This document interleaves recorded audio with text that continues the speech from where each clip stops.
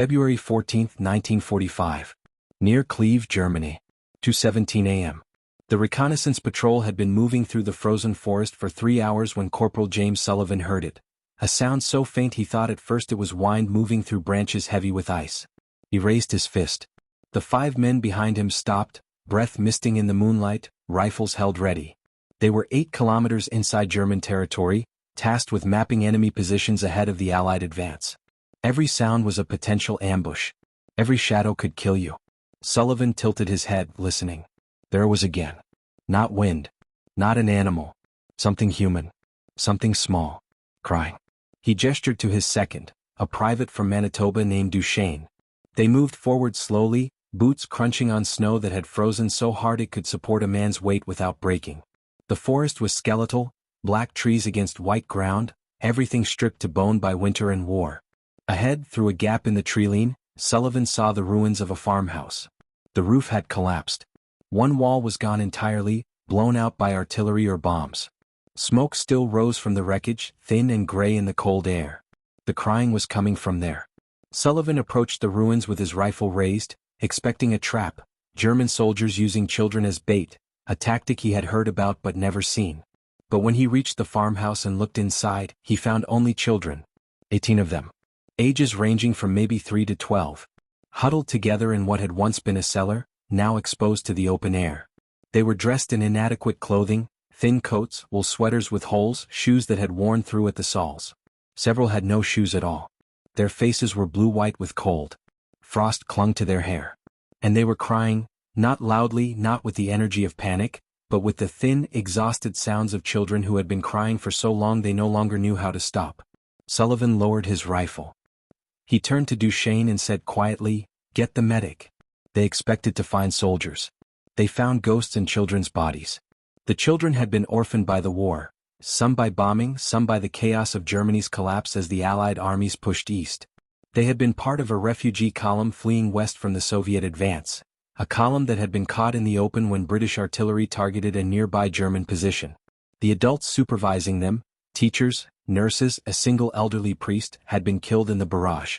The children had run into the forest and found shelter in the farmhouse. They had been there for 2 days. No food. No heat. No adult to tell them what to do. The youngest ones did not understand what was happening. The older ones understood too well. They knew they were dying. They had simply stopped fighting it. Sullivan and his patrol were not a rescue unit. They were a reconnaissance team, lightly armed, operating behind enemy lines with orders to avoid contact and return with intelligence. Taking 18 German children back to Allied lines would require abandoning their mission, exposing their position and transporting enemy civilians, children yes but still German, across territory where German forces could be anywhere. Sullivan made the decision in less than 10 seconds. "We're taking them." Duchesne stared at him. "Sir, we can't." "We're taking them." There was no argument. Not because Sullivan outranked him, but because some decisions exist outside the chain of command. You either help or you abandon children to freeze to death in a cellar. There was no middle ground. CTA, if this moment already changed how you see the war, subscribe, the next will surprise you even more. The patrol's medic, a soft-spoken man from Nova Scotia named Thompson, examined the children quickly, working by flashlight in the ruins.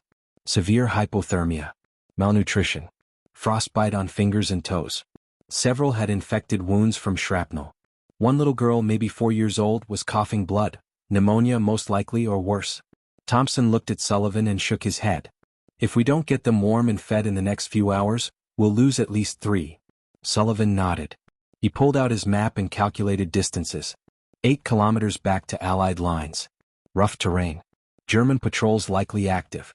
And they would be moving slowly, carrying children who could not walk on their own. He divided the children among the 6 members of the patrol. The smallest were carried. The older ones walked, holding hands, forming a chain so no one would be left behind. Sullivan took the lead. Duchesne brought up the rear. They moved in silence, following the route they had marked on the way in, staying off roads, avoiding open ground where they would be visible. The cold was brutal. The temperature had dropped below -15 Celsius, and the wind cut through their uniforms like knives. Sullivan could feel it in his lungs, a sharp ache with every breath. The children were worse. They had no energy left for shivering. Hypothermia had progressed to the stage where the body simply shuts down, conserving what little warmth remains in the core.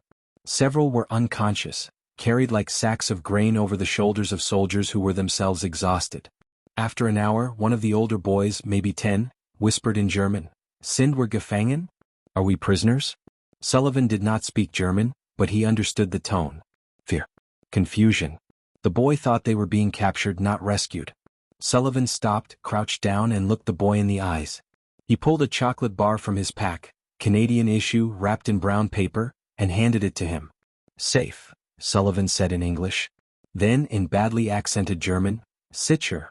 The boy took the chocolate with trembling hands. He did not eat it. He broke it into pieces and distributed it among the other children, each piece no larger than a fingernail. Sullivan watched and thought, "These are not our enemies. They are just children who got caught in a machine designed to destroy everything it touches." They reached Allied lines at dawn. The sentry on duty, a British corporal from the Somerset Light Infantry, saw them approaching and raised his rifle, then lowered it when he realized what he was seeing. 6 Canadian soldiers carrying and leading 18 German children through the snow. "Christ," the sentry said. "What is this?" "Refugees," Sullivan said. "Children. They need medical attention immediately." The sentry called for an officer. Within minutes, a small crowd had gathered, soldiers, medics, even a chaplain who happened to be visiting the forward position. The children were taken to a field hospital half a kilometer behind the line, where nurses and doctors worked quickly to stabilize them. Warm blankets, hot soup, antibiotics for the infections, amputations for the frostbite cases that could not be saved. Sullivan and his patrol were debriefed by a major who listened to their report with a carefully neutral expression. When Sullivan finished, the major said, "You abandoned your mission to rescue enemy civilians." "Yes, sir." "You exposed your position and risked your men." "Yes, sir." The major stared at him for a long moment. Then he said, "You did the right thing." Dismissed. Sullivan left the tent and stood in the cold morning air, watching the field hospital where the children were being treated. He felt nothing. Not pride. Not relief. Just exhaustion. He had done what needed to be done. The children were alive. That was all. The policy governing the treatment of civilian refugees, particularly German refugees, was complicated.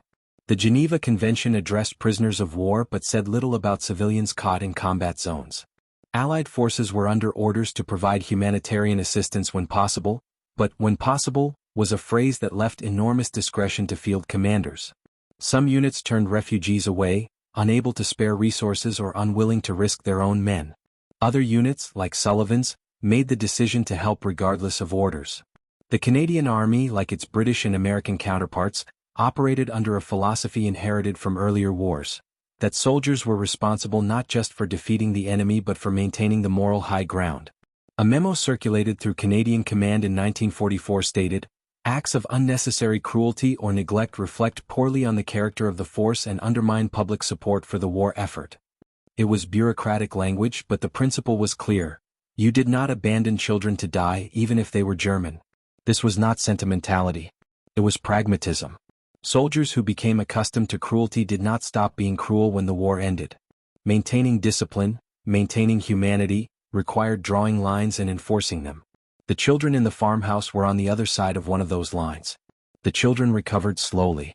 The field hospital kept them for 2 weeks, long enough to stabilize the worst cases and ensure the infections were under control. 3 of the youngest required amputations, toes lost to frostbite. The little girl with pneumonia survived, though she would carry lung damage for the rest of her life. The others healed, physically at least, though the psychological scars were harder to measure. Sullivan visited them once, a few days after the rescue.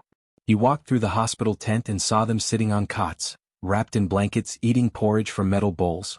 They looked up at him with expressions he could not read, gratitude, maybe, or fear, or simply the blank stare of children who had stopped expecting anything from the world.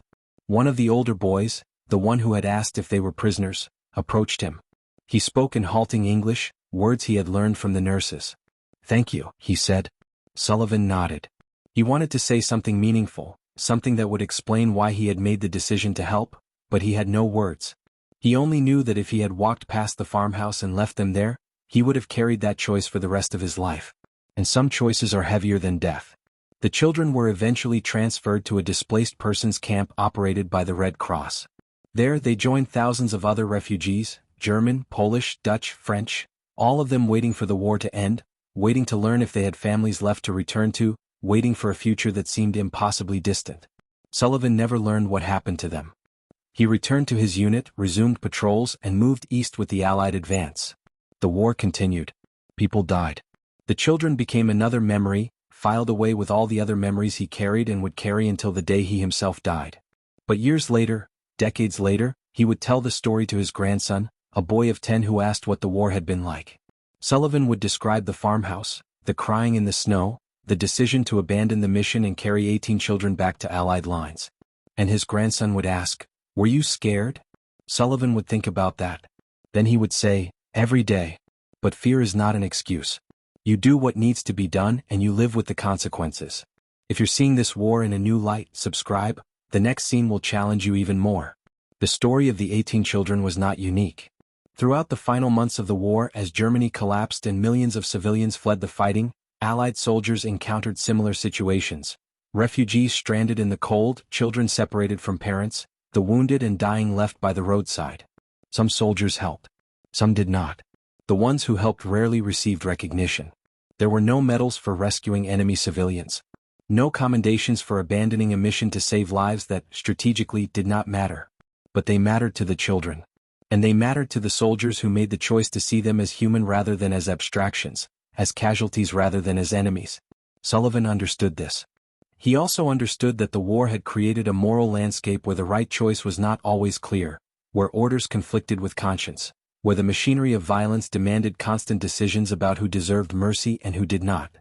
He had made his decision in that frozen forest, and he had made it knowing there would be no reward, no acknowledgement, only the quiet satisfaction of having done something decent in a world that seemed designed to punish decency. In the spring of 1945, as the war in Europe entered its final weeks, Sullivan's unit participated in the liberation of a small concentration camp near the Dutch border. It was not one of the major camps, no gas chambers, no crematoria, but a labor camp where prisoners had been worked to death in factories producing munitions for the Wehrmacht. The conditions were unspeakable. The survivors were skeletal, barely alive, their eyes hollow with a suffering that Sullivan could not comprehend. He walked through the camp with his rifle slung over his shoulder, staring at the barracks, the mass graves, the evidence of systematic cruelty on a scale that defied imagination. And he thought about the children in the farmhouse. He thought about the decision he had made to save them, and he wondered if it meant anything in a world that could produce this. One of the survivors, a man who spoke some English, approached him and asked, "Are you American?" "Canadian," Sullivan said. The man nodded. Then he said, "Thank you for coming." Sullivan did not know how to respond. Thank you for coming. As if liberation was a gift rather than a debt owed, as if the Allies deserved gratitude for finally putting an end to a nightmare they had known about for years. He wanted to say, "We should have come sooner." But he only nodded and moved on. That night, lying in his bedroll under a sky full of stars, Sullivan thought about the war. About the children he had saved and the millions he had not. About the arbitrary nature of survival, the randomness of who lived and who died.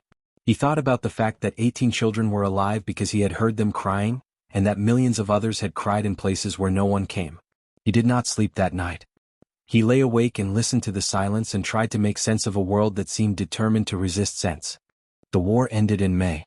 Sullivan returned to Canada in July, discharged with the rank of sergeant and a small collection of medals that meant nothing to him. He went home to Toronto, found work as a machinist, married a woman he had known before the war, and built a life that was, by all measures, ordinary. He did not speak about the war unless asked. When asked, he kept his answers brief.